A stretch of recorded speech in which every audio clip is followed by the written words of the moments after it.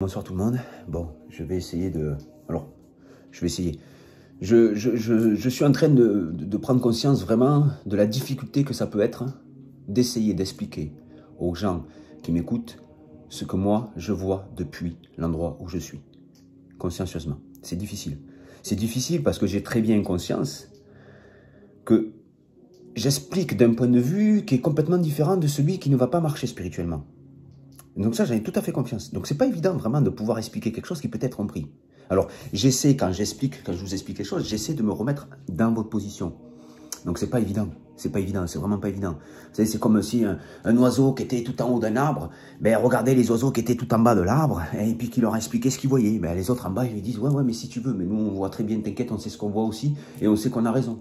Oui, mais celui qui est en haut, il voit des choses que ceux qui sont en bas ne voient pas.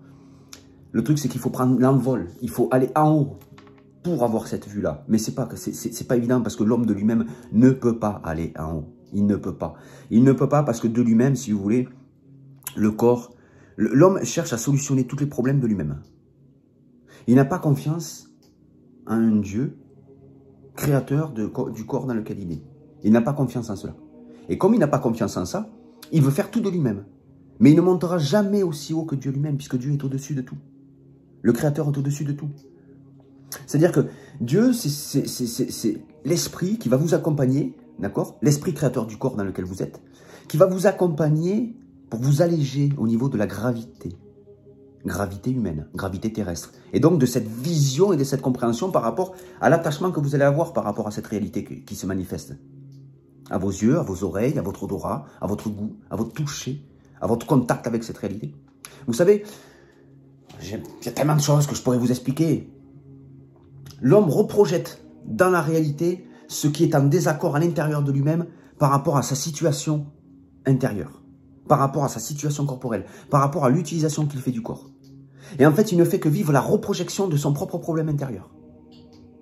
D'où Sadhguru, un grand sage, qui a dit que l'homme vivait dans une projection mentale virtuelle. Que c'était complètement du faux, que c'est que du faux. Et c'est vrai, c'est que du faux. C'est que du faux. En fait, c'est que du faux. Non, parce qu'il y a un chemin à faire quand même. Il y a un chemin à faire. Se laisser guider par le divin, c'est accepter déjà son existence. Accepter l'esprit de Dieu. Si vous ne l'acceptez pas, c'est mort. Vous n'y arriverez jamais, vous n'arriverez jamais tout seul à vous débarrasser de cette gravité. À lâcher du lest. L'ego. Donc je sais que c'est complexe, je sais que c'est complexe, je sais à quel point l'ego peut s'être attaché au corps et peut avoir fabriqué sa réalité depuis sa compréhension des choses. Donc c'est pas évident de laisser les commandes à un esprit qu'on ne voit pas. Donc c'est vrai que c'est pas évident.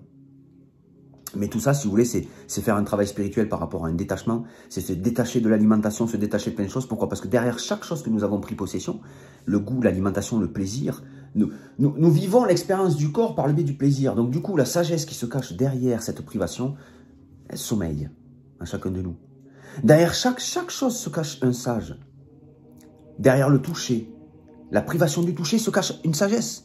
Derrière la privation d'une action se cache une sagesse. Derrière chaque privation de quelque chose que vous allez vous priver corporellement, par rapport à votre utilité que vous avez avec le corps, vous allez découvrir une sagesse qui sommeille en vous-même, mais qui n'est pas votre sagesse. Qui sera votre sagesse méritée, mais qui sera pas au final, qui ne vous appartiendra pas en fait quelque part. Il faut faire le chemin pour comprendre. Bref. Donc si vous voulez, c'est très complexe parce que l'homme crée des désaccords à l'intérieur du corps, mais c'est lui-même qui crée des désaccords. C'est pas lui qui a créé le corps, donc du coup c'est normal qu'il crée des désaccords dans un corps. Il utilise mal le corps. Donc, au final, il reprojette dans cette réalité une vie dans laquelle il est complètement, il n'a aucune conscience vraiment de ce qui se passe. Et du coup, il stagne. L'homme stagne, réellement. Vous savez, le truc, c'est que l'homme n'a pas vraiment conscience qu'il reprojette en lui ses enfers, ses propres enfers. Du coup, il est dans un cul-de-sac.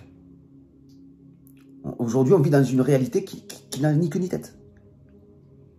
C'est complexe à expliquer, ce que je vous explique. C'est très complexe. Mais elle est la reprojection des problèmes de l'homme, du blocage qu'il a. Le corps est créateur. Dieu est créateur. Il a créé un corps dans lequel nous sommes incarnés. C'est un outil de création. Donc nous créons automatiquement. Nous créons automatiquement. Sans le savoir, nous créons. Notre fausse réalité virtuelle, nous la créons de nous-mêmes.